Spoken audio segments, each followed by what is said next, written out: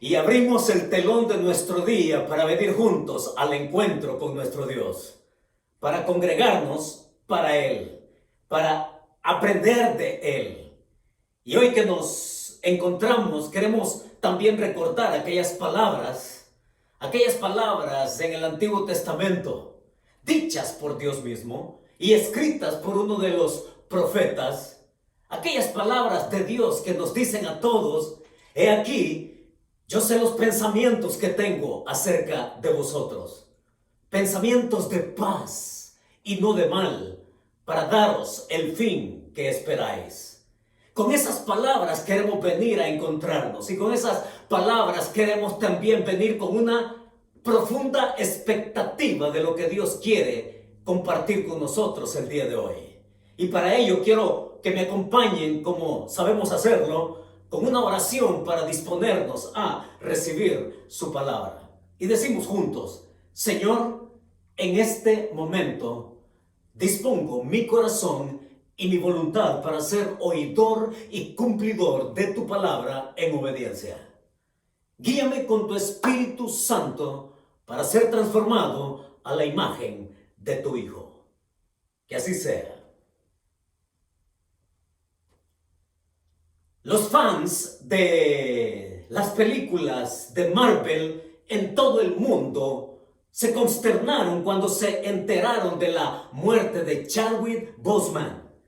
Sí, la estrella de Black Panther. La muerte, todos sabemos, es algo impactante.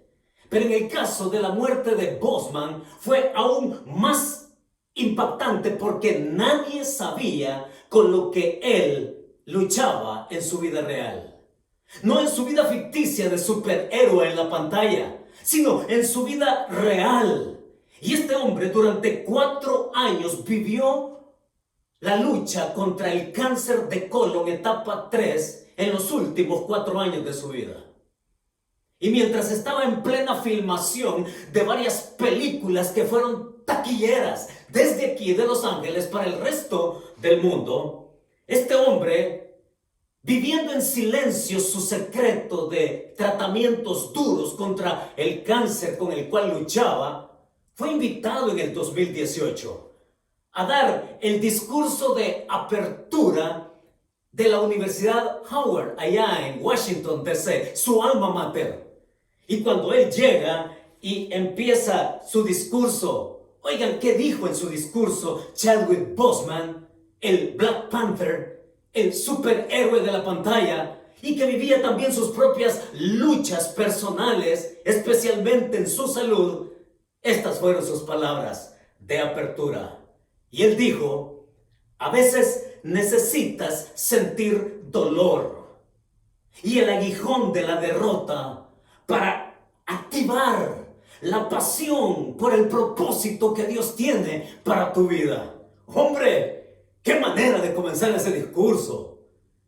Y él cita precisamente las escrituras y dice: Dios dice en Jeremías: yo sé los pensamientos que tengo acerca de vosotros, pensamientos de paz y no de mal, para daros el fin que esperáis. Tremenda manera de ponerse frente a una audiencia de estudiantes que anhelan salir adelante con la vida. Pero esas fueron sus primeras palabras. Y él continuó diciendo: tú debes preferir encontrar un propósito más que un trabajo y una carrera. Porque el propósito, dijo él, siempre te lleva a la exigencia de la disciplina. Porque con la disciplina es que eres formado. El propósito de Dios es un elemento esencial en ti. Es la razón, decía él ahí en el discurso, por la que estás en este planeta, en este momento particular de la historia. Tu propia existencia está envuelta en las cosas en que estás aquí para cumplir. Sea lo que sea que elijas para una carrera profesional, recuerda, las luchas en el camino solo están destinadas para formarte de acuerdo al propósito de Dios. ¿Qué manera de hablar de este hombre? Ciertamente, Chadwick Boseman fue un niño que desde pequeño él conoció a Jesucristo. Fue un niño que creció en el temor de Dios. Fue un niño que de pronto descubrió su vocación por la cinematografía y se graduó de la universidad para ser director de películas. Y luego ser actor mismo. Y ustedes pueden ver en su sitio web en cuántas series y películas taquilleras este hombre participó. Pero sus palabras finales fueron estas en el discurso de apertura. Dice, cuando Dios tiene algo para ti, no importa quién se oponga a él, porque Dios va a continuar su propósito en tu vida aun cuando tu camino se encuentre pavimentado por los mismos fracasos. Pero no va a ser en tus fuerzas, sino en las fuerzas de Dios. No sé cuál es tu futuro, termina diciendo él, pero si estás dispuesto a tomar el camino más difícil, el más complicado, el que tiene más fracasos que éxitos al principio, pero que finalmente te van a demostrar que Dios quiso formarte con un propósito para su gloria. Y oigan, para serles 100% honesto, jamás había escuchado un discurso de este calibre. Y usted puede ir y chequear en el sitio web el discurso de apertura de Chadwick Boseman allá en la Universidad de Howard en Washington, D.C. Impactante. Y es interesante que un hombre como él, viviendo la figura de superhéroe en la pantalla grande, un hombre que cuando murió apenas en el mes de agosto y que fue sepultado apenas hace 2 meses, en el mes de septiembre, toda la industria cinematográfica lamentó su muerte, tanto que la serie que se había programado de Black Panther en los próximos años y que estaba por revelarse en el 2022 se canceló. Y se canceló por la razón de que los que tenían que tomar decisiones sobre la serie dijeron, es que no hay otro como él. Es que incluso pretendían hacer una actuación computarizada como lo han hecho con otros artistas, pero dijeron no, porque no hay otro como él. Un hombre que supo vivir su fe como cristiano. Chadwick Boseman, un cristiano declarado que supo afirmar su fe en medio de un mundo oscuro, como lo sabemos, es Hollywood. Hombre, los que vivimos acá en Los Ángeles sabemos qué es lo que sale de Hollywood. Sabemos la basura que produce. Sabemos la basura que exporta al resto del mundo. Sabemos que en todo lo que vende, en todo lo que produce, y que va así, saturado de antivalores contra la familia, contra Dios, contra todo. Y podríamos decir, con muy, pero muy pocas excepciones, este hombre supo brillar como una antorcha con su fe en medio de un mundo tan oscuro como lo es Hollywood. Pero también este hombre, en la realidad de su propia vida, él supo luchar los últimos 4 años con su cáncer y atreverse a dar un discurso como este ante una audiencia que quizás esperaba otra cosa. La vida de Boseman me recuerda cómo tiene que ser tu vida y me recuerda cómo tiene que ser mi vida. Una fe que se muestra dónde estás, con quiénes vives, con quiénes trabajas, pero una fe también que va marcada por el dolor, el sufrimiento, porque a través de eso es que Dios quiere formar a sus hijos, dando muestras de esa fe que se puede confiar en el Dios supremo. De eso nos habla el texto el día de hoy. Nos invita a que nosotros descubramos en los siguientes personajes que vamos a ver el día de hoy qué es lo que Dios tiene para nosotros, cristianos modernos del siglo XXI.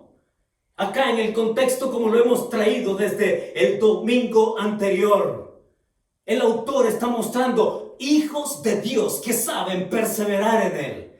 hijos de Dios que son aprobados por Dios al perseverar en Él.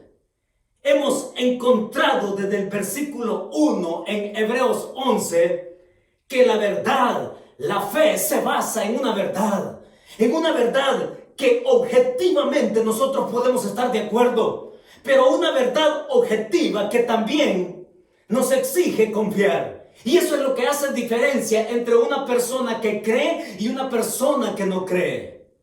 Es aquí donde nosotros venimos cuando encontramos en cada uno de los que vamos a ver en esta lista el resultado de la fe. Y el resultado de la fe no son cosas que se tienen. Atención con esto. Porque el resultado de la fe no son cosas que se tienen. El resultado de la fe, nos va a decir el autor, tiene que ver con aprobación de Dios por confiar en Él, más allá de las cosas que se llegan a tener. Así que con eso en mente, vayamos a Hebreos capítulo 11, versos 7 al 10 el día de hoy.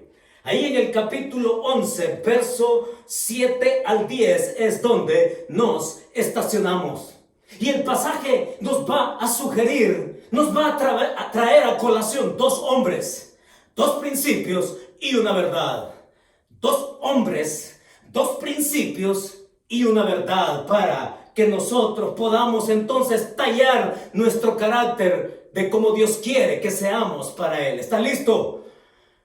Vaya conmigo, Hebreos 11, verso 7. Y dice así: por la fe Noé, cuando fue advertido por Dios acerca de cosas que aún no se veían, con temor preparó el arca en que su casa se salvase. Y por esa fe condenó al mundo y fue hecho heredero de la justicia que viene por la fe. Ahí tenemos al primer hombre. El primer hombre que nos trae el primer principio. Y el principio que el autor nos deja al hacer alusión directa de Noé es este. La fe de Noé nos va a decir, la fe te preserva dentro de la realidad de un mundo incrédulo. Atención a esto, por favor. La fe te preserva dentro de la realidad de un mundo incrédulo. Esa realidad que no vamos a negar nunca. Esa realidad con la que vivimos todos los días, esa realidad oscura de un mundo caído y de un mundo oscuro, de un mundo que está en contra de Dios y que nos toca vivir en medio de ello. El autor está diciendo que la fe que tenemos, que hemos puesto en Dios, nos preserva, sí, nos preserva de esa realidad, de este mundo incrédulo. Y entonces viene a colación Noé, nuestro primer personaje.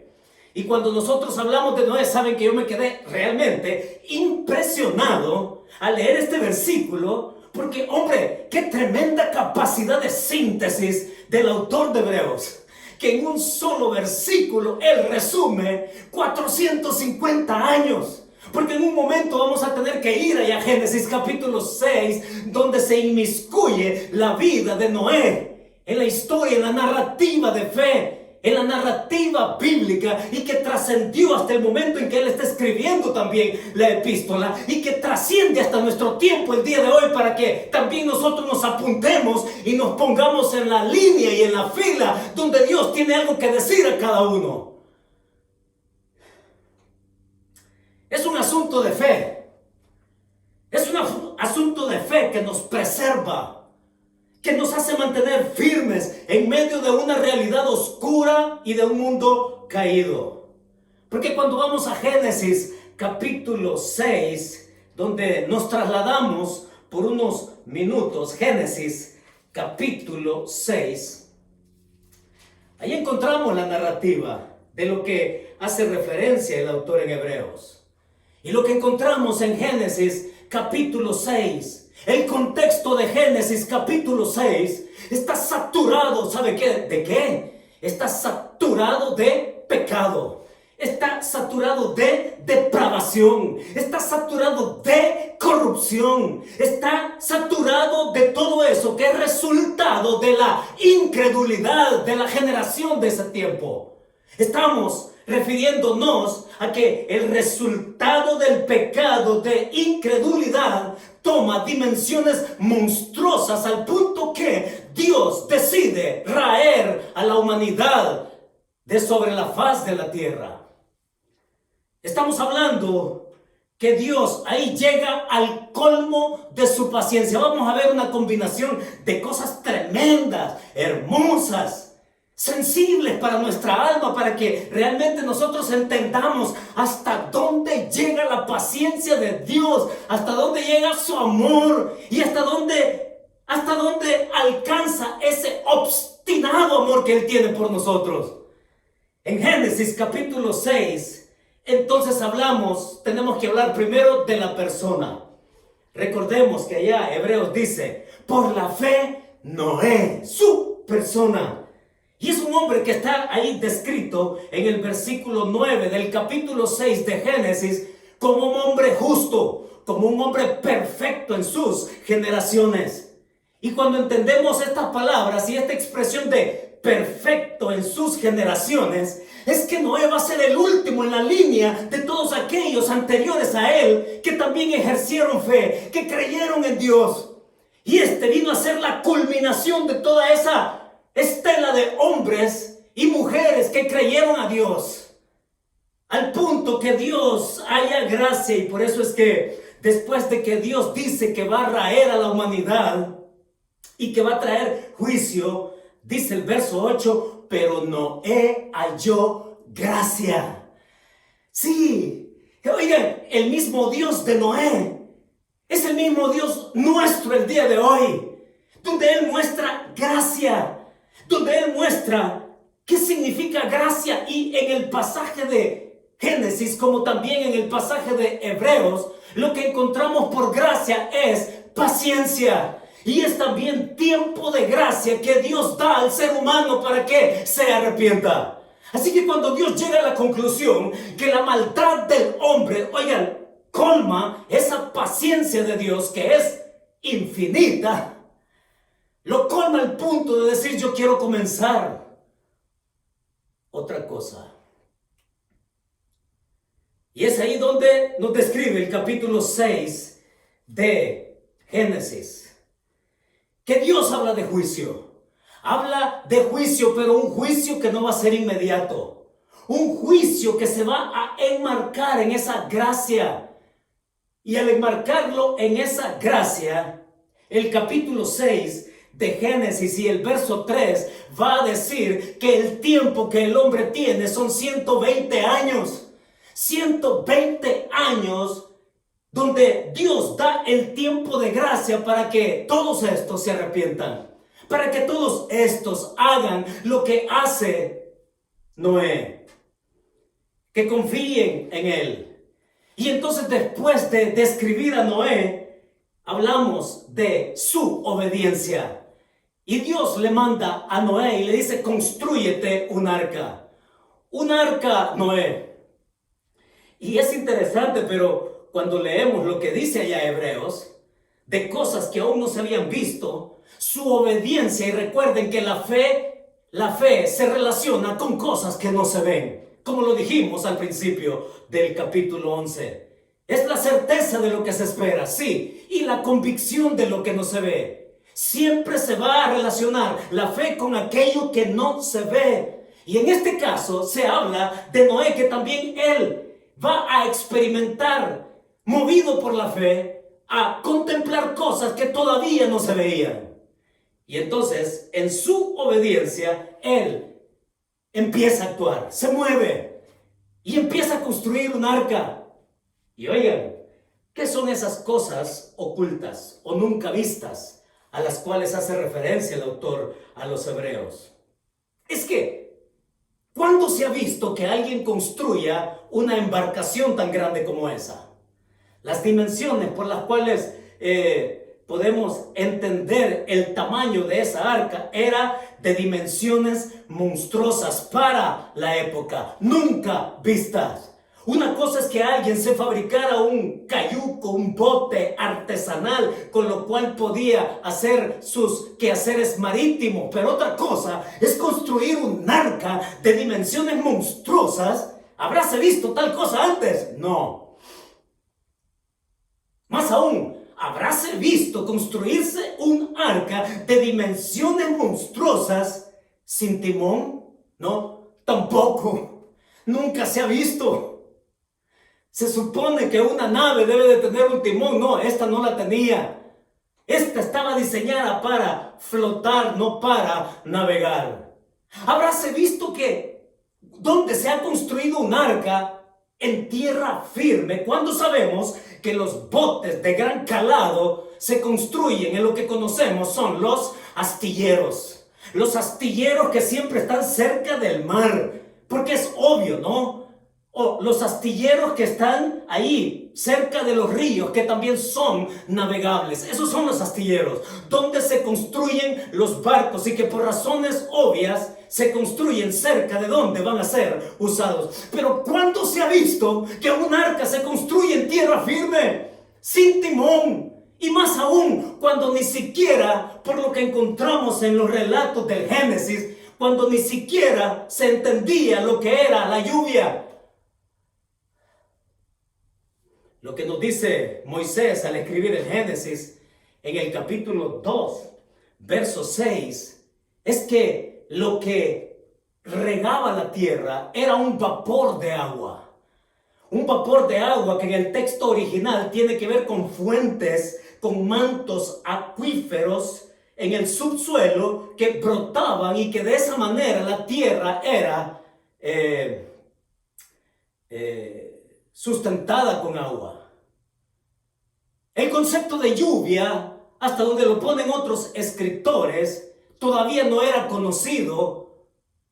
Y de pronto pensar en lluvia, algo nunca visto, y más aún, un diluvio. ¿Qué es un diluvio? Miren, esta gente hasta ese momento no sabía lo que era un diluvio. Es como cuando a mí, oiga, me tocó, y a usted también, le tocó saber que era un tsunami. Yo conocí el concepto de tsunami, pero no sabía cómo era un tsunami, ciertamente. Hasta que por la televisión vi aquella trágica muerte de cientos de miles de personas por causa de un tsunami. El mar desbordándose y comiéndose ciudades y poblaciones enteras. Entonces supe que era un tsunami. Dejó de ser un concepto para mí. Lo mismo está pasando acá. ¿Estos qué? ¿Lluvia? ¿Diluvio? Y es ahí donde se mueve Noé. Creer y obedecer. Esto le lleva a él en el relato del Génesis y por lo que destaca el autor a los hebreos en también dar su testimonio. Se pone manos a la obra. Es Noé que con martillo en mano empieza a construir un arca. Y este hombre dice allá que la construyó no por el temor de que podía morir porque venía un diluvio. No era ese temor de pánico, de terror por un juicio que venía, sino por el temor reverente de reconocer quién era Dios y lo que le estaba pidiendo, y que se mueve en fe para mostrar el Dios de gracia que él tenía. Igual el que tenemos nosotros. Es el diluvio que viene, es el juicio que viene. Y durante 120 años, Noé con su familia construyéndolo día a día, mes a mes, año a año. Y me imagino a un padre pasando con su hijo pequeño. Y este niño viendo a Noé construyendo esa arca. Y este niño preguntándole a su papá, ¿qué está haciendo ese señor? Y este padre respondiéndole, pues mira hijo, este señor está loco. ¿Ya? Y este niño crece y ya adulto pasa de nuevo y lo ve una vez más construyendo el arca y verdaderamente llegar a creer que este está loco de atar, loco de camisa de fuerza. 120 años, el tiempo de gracia antes de que el juicio venga. Es el testimonio de Noé, el hombre que se mueve en una generación incrédula y una generación, mis hermanos, que hace la diferencia entre él y ellos. Es la fe de Noé versus la incredulidad de esa generación. Y eso es lo que hace la diferencia entre el vivir y el perecer. Eso es lo que hace la diferencia cuando el juicio viene. Eso es lo que hace la diferencia entre la vida normal que muchas personas llevan. Miren, esta gente, al igual que la gente de nuestra generación, vive en una normalidad que permítame explicársela cómo es. Una normalidad de entonces como una normalidad del día de hoy. Gente que estudia, gente que saca una carrera, gente que trabaja, gente que se divierte, gente que se casa, que tiene familia. Y en esa normalidad, la gente también, como entonces, desecha a Dios, no cree en Él, culpa a Dios de todo lo que sucede, culpa a Dios de todo lo que les pasa. Es más, hasta señalan con el puño cerrado, culpando a Dios, porque es un Dios que no tiene cuidado de nadie. Es ese Dios que en la normalidad de la vida que muchos llevan es rechazado y se vuelven incrédulos y no lo reciben y no creen en Él al punto que viven las consecuencias del rechazo. Ahora, ¿cómo nosotros podemos traer la aplicación a nuestra vida como cristianos, asumiendo que los que estamos aquí reunidos, ¿sí? Los que estamos reunidos, hermanos, y usted que está ahí, que somos hijos de fe, que creemos en Dios y que nos pide aquello que forma nuestro carácter. Ese Dios que camina con nosotros. Y dice ahí el verso 9 de Génesis 6, con Dios caminó Noé. Y entonces este hombre nos trae una aplicación para nosotros hoy.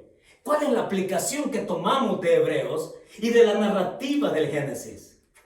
Y la aplicación que yo les traigo y les propongo para que nos demos por aludido es que como Noé con su vida recordaba la fe que otros debían poner en Dios, la responsabilidad de responderle a Dios en su gracia, es la misma que nosotros tenemos ahora, de recordarle a la gente, ahí en su lugar de trabajo, donde nos movemos. Sí, son lugares anti-Dios, anti-valores, anti-Biblia. Es ahí con esa gente difícil de tratar, donde necesitamos que ellos vean al Dios de gracia, que les abre su ventana de gracia para que ellos puedan venir y encontrarse en fe y caminar con Dios, como lo hizo Noé y como lo hacemos nosotros.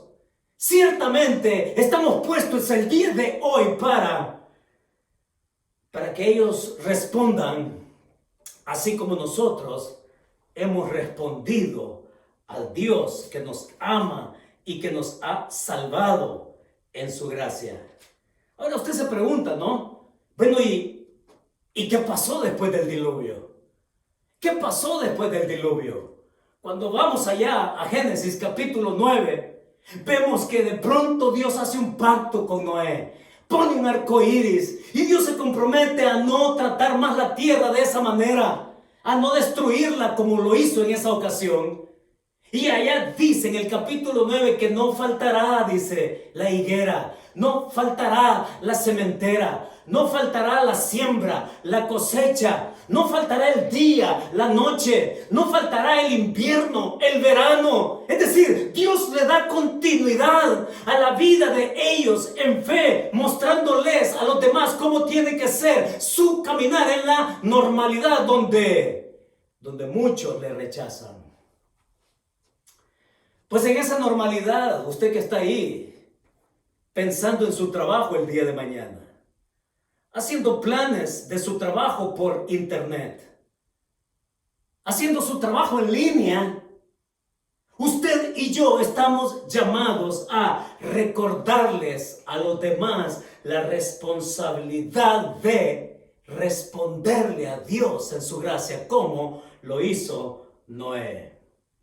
Ahora, mis hermanos, es esa gracia que se traduce también en paciencia. Porque muchos todavía viven desperdiciando su tiempo, desperdiciando su vida. Es más, haciendo burla de Dios, haciendo burla de usted y de mí. Tenía razón Pedro cuando escribió allá en la segunda carta, capítulo 3, verso 10. Y muchos allá que viven cerca de nosotros, con los que nos relacionamos. ¿Cuál promesa dicen? ¿Cuál cielo? ¿Cuál infierno? Es que no hay vida después de la muerte. Y entonces Pedro a esas personas les dice y a nosotros nos recuerda para que continuemos firmes en nuestra fe. Él dice, el Señor no retarda su promesa, como algunos la tienen por tardanza, sino que es paciente para con todos nosotros, no queriendo que ninguno perezca, sino que todos, todos procedan al arrepentimiento. El gran deseo de Dios es que procedan al arrepentimiento respondiendo a su gracia. La gran pregunta es, ¿querrá la gente ser salva? ¿Querrá la gente ser perdonada? ¿Querrá la gente tener esa gracia de Dios y no sufrir el juicio que viene? Es que no podemos evitar hablar del cielo. El cielo existe. Es la presencia de Dios con que la persona que confía y cree en Él va a pasar la eternidad en la presencia de Dios. Y tenemos que decir que el infierno también existe. Existe porque lo declara Dios en su palabra como lugar de tormento eterno. Y la consecuencia de el juicio es el pecado. Y si no se resuelve el problema del pecado, entonces lo que espera es un juicio de condenación eterna. Un veredicto que te va a afectar el resto de la eternidad. Pues así nos presenta el autor de los Hebreos a Noé. La fe te preserva. Sí, la fe te preserva dentro de una realidad. Dentro de la realidad de un mundo que es incrédulo, oscuro, opuesto a Dios. Y luego pasa a hablar también de otro personaje, igualmente familiar para usted y para mí. Estamos hablando de Abraham, capítulo 11 de Hebreos, verso 8 al 10. Oiga lo que dice de Abraham ahora. Verso 8. Por la fe, Abraham, siendo llamado, obedeció para salir al lugar que había de recibir como herencia. Y salió sin saber a dónde iba. Por la fe habitó como extranjero en la tierra prometida, como en tierra ajena, morando en tiendas con Isaac y Jacob, coherederos de la misma promesa. Porque esperaba la ciudad que tiene fundamentos, cuyo arquitecto y constructor es Dios. Ese es nuestro segundo personaje, Abraham. Ahora, miren, esto de que a los hebreos se les hable de Abraham, es como que si usted mencionara el nombre y de repente el judío volvía a ver, están hablando de alguien que yo conozco. Estoy oyendo de alguien que me es familiar. Capta mi atención. Y entonces el autor aquí nos lleva a un segundo principio, y el principio, mis hermanos, es: la fe nos hace perseverar en un mundo que es transitorio. Y usted va a decir, sí, pero eso es obvio, ¿ah? Pero eso es obvio. La fe, está diciendo el autor, nos hace perseverar en un mundo que es transitorio. Pero prestémosle atención a lo transitorio. Porque en el capítulo 11, versos 8 al 10, tenemos que enmarcar a Abraham. Y les propongo lo siguiente: enmarquemos a Abraham en dos aspectos, en dos mandatos. El primer mandato, que lo encontramos allá en Génesis capítulo 12, Dios le dice a Abraham, sal de tu tierra y de tu parentela a la tierra que yo te voy a mostrar. Y dice que salió Abraham sin saber a dónde iba. El primer mandato es, sal de tu tierra. Y luego que recibe ese mandato es seguido por 3 promesas. Y las 3 promesas que acompañan a ese mandato, Dios le dice, haré de ti una nación grande. Abraham, yo te bendeciré. Y la tercera, y engrandeceré tu nombre, Abraham. Esas fueron las 3 promesas que acompañaron el primer mandato. Y el segundo mandato está ya en forma verbal futura y le dice, serás bendición. Ese es el segundo mandato, serás bendición, que en el texto original es un imperativo, es un mandamiento y le dice en otras palabras, sé bendición. Y ese otro mandato va seguido de otras 3 promesas. Y la promesa que acompaña a ese segundo mandato es, bendeciré a los que te bendijeren, Abraham. A los que te maldijeren, maldeciré. Y la tercera, y serán benditas en ti todas las familias de la tierra. ¿Se da cuenta? Enmarquemos a Abraham en 2 mandatos. El primero, sal de tu tierra y de tu parentela. Y el segundo mandato, sé bendición. Y entre mandato y mandato, promesas. Pero mis hermanos, digo, ¿quién no quiere todo esto? Digo, ¿quién rechaza tal cosa?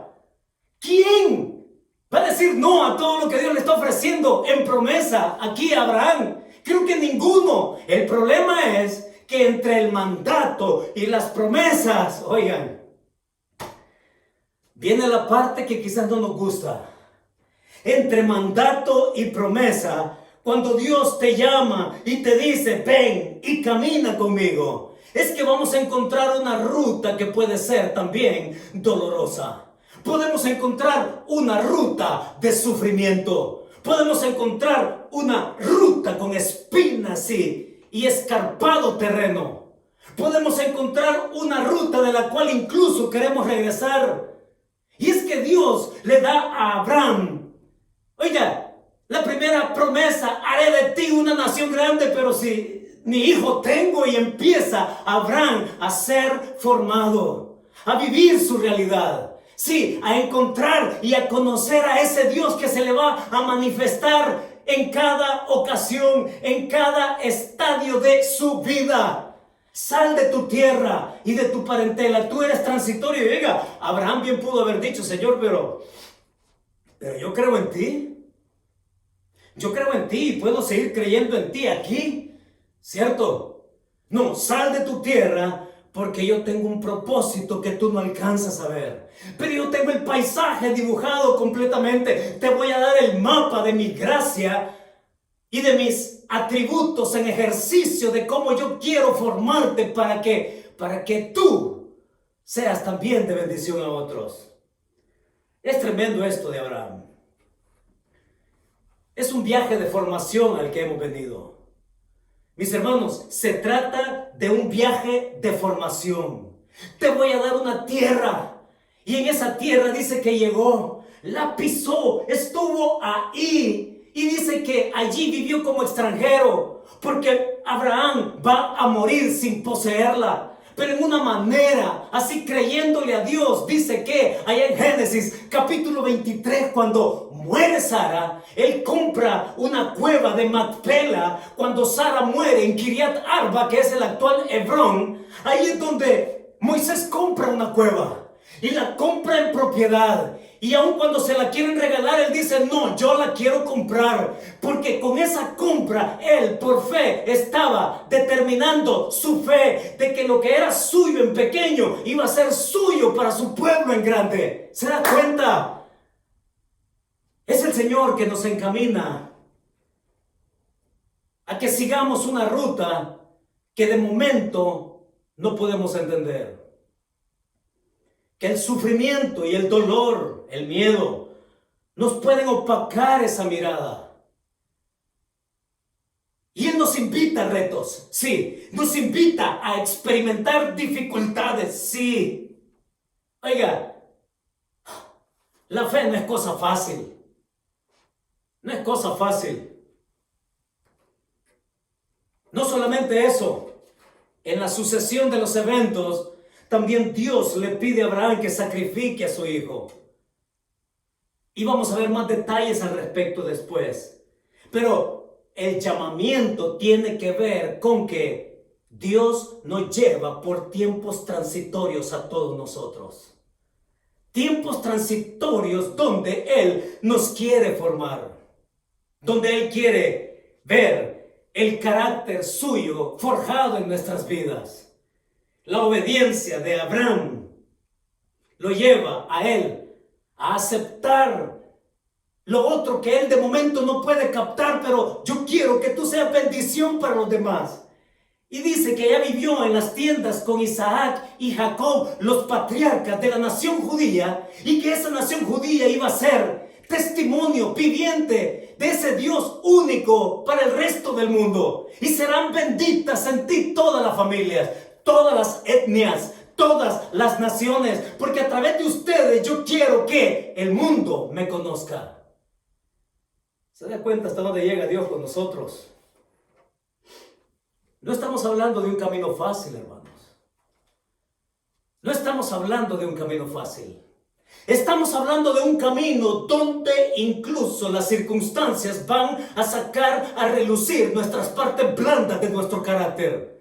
Estamos hablando que las circunstancias difíciles repetidas veces van a sacar a relucir nuestros caracteres, nuestras carencias. Y es ahí donde Dios quiere trabajar. Para el caso con Abraham tenemos que mencionar algunas. Por ejemplo, ¿cómo es que este hombre iba a ser padre de una nación cuando su mujer, Sara, era estéril?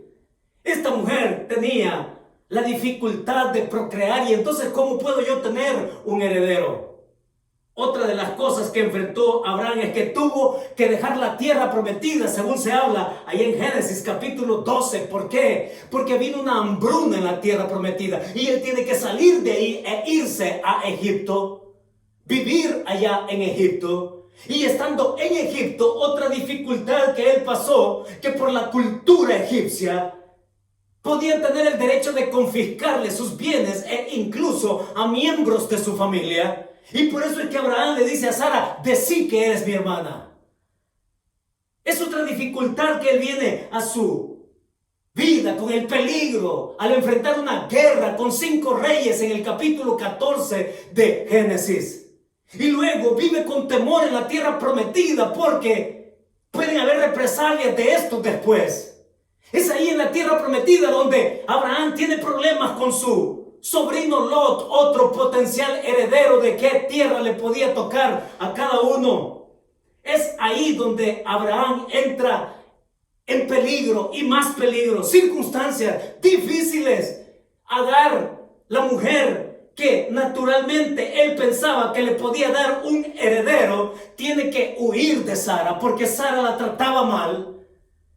Y entonces su esperanza de un heredero también huye con ella. Encontramos a Abraham en toda su dimensión de hombre, con sus debilidades. Y allá con Abimelech, también en el capítulo 20 de Génesis, se dice que este atenta contra la reputación de Sara. Sí, hablamos de un Abraham que tuvo 2 herederos en el capítulo 21, cuando nos referimos a Ismael y el mismo Isaac. Hablamos de dificultades cuando Dios mandó a Abraham a sacrificar a su hijo. Y hombre, hasta el hecho de que Abraham no podía encontrar esposa para su hijo Isaac. Oigan, todas estas cosas, realidades del día a día de este hombre, como que nos hace recordar cuáles son las nuestras el día de hoy. ¿Cuáles son nuestras dificultades el día de hoy? Quizás tu realidad el día de hoy es que vives en una relación matrimonial disfuncional. Quizás la realidad del día de hoy para ti sea ser viudo a media vida. O que seas mamá soltera, luchando por tu cuenta. O que seas un hijo adoptado, luchando con tu identidad. o que tengas raíces de amargura del pasado porque fuiste víctima de las circunstancias. Pero cuando nosotros vemos toda esa cantidad de circunstancias, es que Dios, cuando te llama por tu nombre, te invita a caminar con Él. Y que si bien gustas de su gracia y de su misericordia, eso no nos exime a ninguno de ser formados, de fortalecer nuestras partes blandas en nuestro espíritu y en nuestra alma. Y que Dios nos encamine en cada espacio y en cada época de nuestra vida, porque Él nos acompaña en este mundo transitorio. ¿Qué aprendo yo acá? Mis hermanos, cuando venimos a este asunto con Abraham, es un hombre que supo, a pesar de sus errores, recordar dónde estaban sus prioridades. ¿Lo entendió así? Bueno, al menos eso es lo que yo aprendo personalmente. A pesar de tus fracasos, Abraham, a pesar de tus fracasos, Moisés, a pesar de tus fracasos, Noé, a pesar de tus fracasos, y nos podemos ir nombre por nombre hasta llegar al suyo y al mío, a pesar de tus fracasos, yo quiero que recuerdes quién soy yo para ti. Yo quiero ser tu prioridad, porque conmigo tú tienes garantizada mi gracia y misericordia, llevarte adelante. Y que tú puedas gozar la bendición que yo te doy, que te he prometido. Y que camines al punto de que otros puedan ver en ti lo que ellos también necesitan y con lo que ellos pueden ser llenados. Que no es otra cosa que con mi persona. Ese es el Dios que nos habla.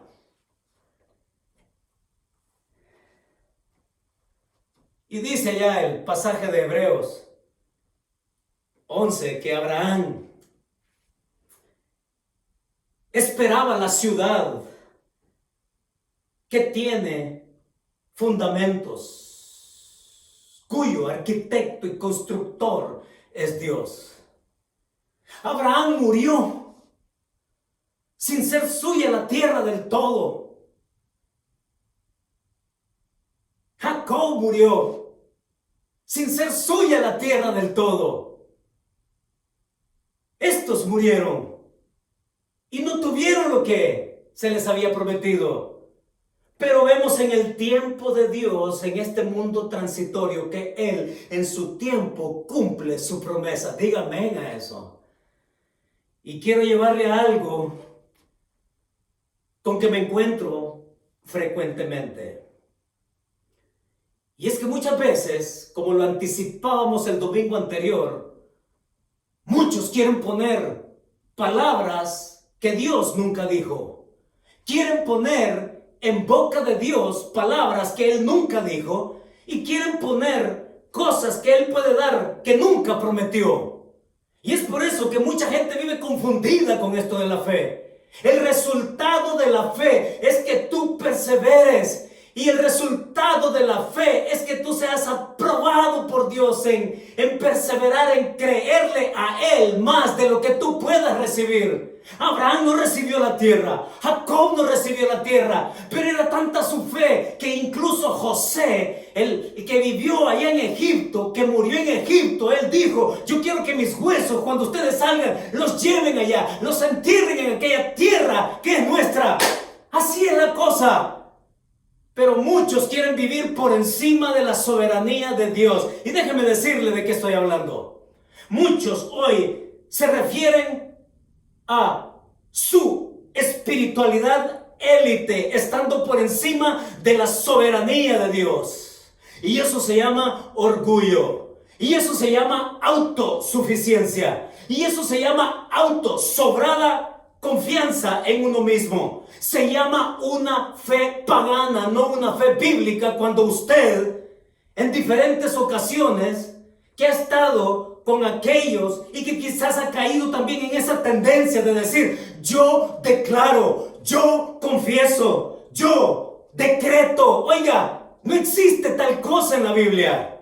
Cuando nos ponemos en este punto de yo decreto, yo declaro, yo confieso, estoy moviéndome por encima de la soberanía de Dios. Y saben, yo he platicado con gente, con esposos cuyas esposas han estado enfermas de gravedad.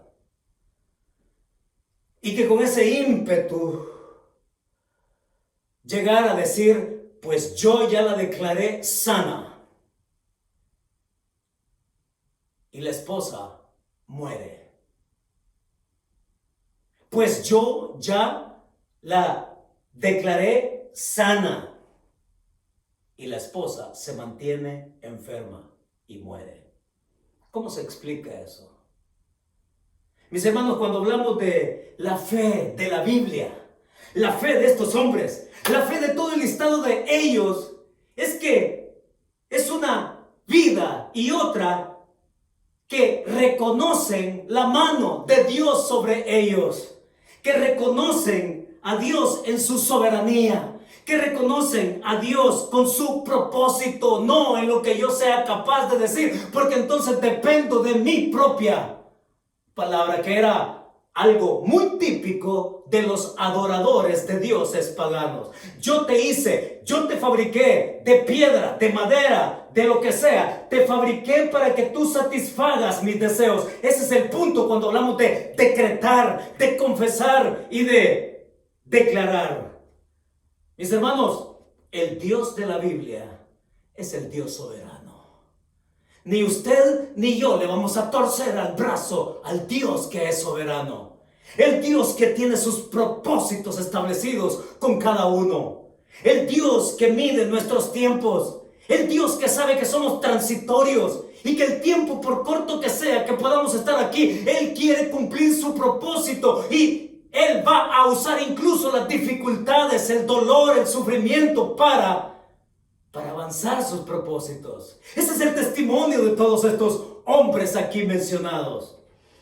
Entonces, mis hermanos, dos hombres hemos visto, dos principios. La fe te preserva dentro de la realidad de un mundo que es incrédulo. Pero también la fe nos hace perseverar en un mundo que es también transitorio. Transitorio, pero de igual manera Dios quiere cumplir su propósito en nuestras vidas. Y la gran verdad que nos dejan estos dos personajes ahora aquí es esta. La fe nos hace perseverar en decisiones cruciales para optar, óigalo, para optar por obedecer a Dios. A la manera de Dios o a la manera nuestra. Pero la fe nos hace perseverar en decisiones cruciales para optar por obedecer a Dios y que las cosas se hagan a su manera, no a la nuestra. Vamos a orar. Señor, muchas gracias por esta ocasión en donde lo que debemos de declarar es tu gloria, Señor. Donde debemos de declarar tu propósito. Donde debemos declarar tu señorío. Y sí, Padre, rendirnos a todo eso ante ti. Rendirnos en sumisión de fe, en sumisión creyente. Que tú, Señor, aun cuando lo transitorio de nuestra vida acá, tú quieres usarnos. Tú quieres cumplir tu propósito. Y tú quieres llevar tu gloria también a través de nosotros, recordándoles a los demás su responsabilidad de responder a ti. Muchas gracias, Señor, por darnos tu palabra, por darnos tu consejo y por darnos tu desafío a seguirte y ser aprobados por ti. En Cristo Jesús. Amén y amén. Mis hermanos, que Dios nos bendiga.